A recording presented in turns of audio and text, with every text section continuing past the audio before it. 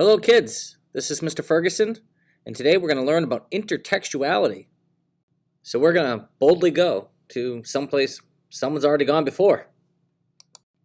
In this video, we're going to look at 10 vocab terms associated with intertextuality, and we're going to have some examples from pop culture.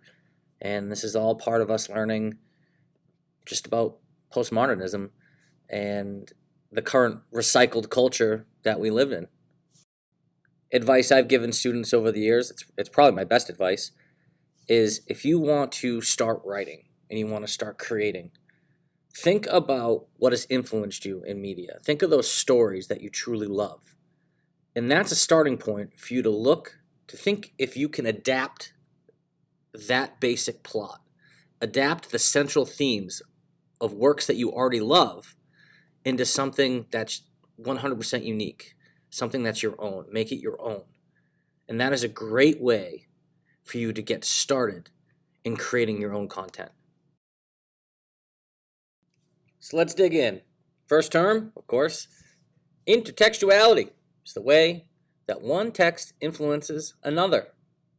This can be a direct borrowing, such as a quotation, or plagiarism, of course, or slightly more indirect, such as parody, pastiche, allusion, or translation.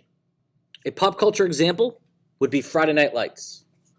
Friday Night Lights is a book, a fantastic book. What a great story about a lot more than football. That was adapted later on into a movie. That adaptation closely resembles, not perfectly, but closely resembles the book. The movie was adapted into a 5-season TV series. The series is even less connected to the book and even less connected to the movie. So this is a great example of direct and indirect intertextualization. And that is generally how it goes. The further you get away from the original text, the more adapted, the more changed it becomes. But it still is connected to the original text. It's still referencing that individual text. In this particular situation, it has the exact same name, which is not always the case. If we take a look at Frankenstein, Mary Shelley, she writes this classic book, strong themes of nature versus nurture, meddling with power, Frankenstein. Right? And there have been many, possibly even hundreds of adaptations or references to Frankenstein. And with us learning about media, it's important for you to understand that if you are going to reference a previous text, understand in your head how you'd like to do that. Is it going to be very indirect, like a Frankenberry cereal? Is it going to be direct, like the Mary Shelley's Frankenstein movie? Or somewhere in between? One of my favorite movies is actually Young Frankenstein. It's probably Mel Brooks' one of his greatest movies. And it's hysterical. So you got to ask yourself, are you plagiarizing or are you adapting and being transformative, paying tribute, but taking it your own direction? Mary Shelley's original text is not a comedy. So you got to ask yourself, is Mel Brooks plagiarizing or is it genius? Weaponized intertextuality is just using what the audience has already seen before, objects, people, situations, explicitly to trigger an emotional response. Here's a great example from the live-action remake of Beauty and the Beast. Girl, I can see it's a girl, your fool. What if she is the one?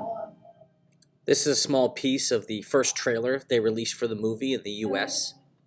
The original animated film is such a classic. It had such a broad audience that they could use weaponized intertextuality for the trailer without even having the name of the movie, and everyone would know what it is. Nostalgia is powerful, and of course, emotional responses are memorable. And that's what you want in commercials, right? Antecedents, proceeding in time or order, previous or pre-existing. So like the prequel. Prequels are popular in literally everything media-wise. Literature, plays, films, TV, short films, comic books, video games, you name it. I mean, the first time there was a prequel in literature was the 1200s. I mean, this has been a thing for a very long time. Allusion is a figure of speech in which an object or circumstance from unrelated context is referred to covertly or indirectly. It is left for the audience to make the connection. Whenever you are to do this, you are thinking that your audience will understand what you're referencing. So if I were to write a scene in which the character says to the other character, "Homework is my kryptonite," we know what the character is referencing. Our next term is quotation. Is the repetition of one expression as part of another one, particularly when the quoted expression is well known. Plagiarism is the wrongful appropriation and stealing of another author's work. To what degree have you sampled another author's work? Do you have the right to adapt the work you're adapting? Is something you have to think about. The image to the right with the fire on the lawn refers to an album by an artist called Girl Talk. And in the early 2000s, he was under some heat for plagiarizing because he kind of created a genre called the mashup genre, in which he took a mix of multiple songs and with that mix created something that he thought was transformative and unique. And we can talk more about the sampling and music Girl Talk saga in the future. These next two terms go together like rama lama lama, dinga da dinga dong. Grease reference. Sorry, that was terrible. Anyways, moving on. Pastiche is a work of media, of art, in which it imitates the style or character of a work. And it does it in a positive way. Parody, also referred to as spoof, lampoon, play on, caricature, imitates, but it does it in a way that it makes fun of it. It mocks the subject, the author, the style, to be funny. That's satiric or ironic imitation. And for our last two terms, trope is a cinematic convention, a visual shorthand, or a metaphor. The bad guy wears black. The reluctant hero would be tropes. It's not a cliche. It's different. The Rocky, when he runs up the stairs, he throws his arms up. He's ready to fight. He's ready to go. That's a metaphor for his rise.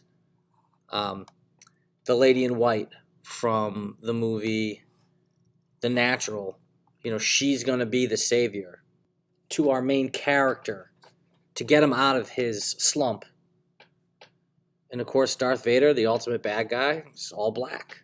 It's just a visual shorthand, a nice way to cinematically convey a concept. And the last term is appropriation, the action of taking something for one's own use. You might have discussed cultural appropriation in the past, but we don't want to open up that can of worms. We live in a recycled culture. That's why this is so important to learn, to reference, to sample, to pay tribute to, is an important part of media. To reboot or to remake works. Content is king. To keep up with the demand, you must remake. It's not lazy. It's just business. Culture is recycled, and that applies to everything. Food, architecture, fashion. Have an understanding of your influences and pay tribute, because it can pay off with your media future.